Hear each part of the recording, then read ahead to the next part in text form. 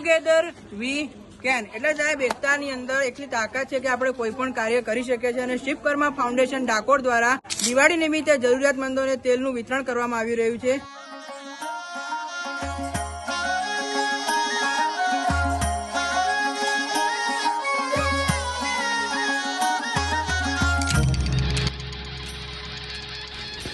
સેવા એક એવું ઇન્વેસ્ટમેન્ટ છે કે જેમાં કોઈ વળતરની અપેક્ષા ન હોય એવા ઉમદા હેતુ સાથે શિવકર્મા ફાઉન્ડેશન દ્વારા ડાકોરમાં જરૂરિયાતમંદોને તેલના પાઉચનું વિતરણ કરવામાં આવ્યું। દિવાળી કરવી તેના કરતા દિવાળી કરાવવી તેનો આનંદ।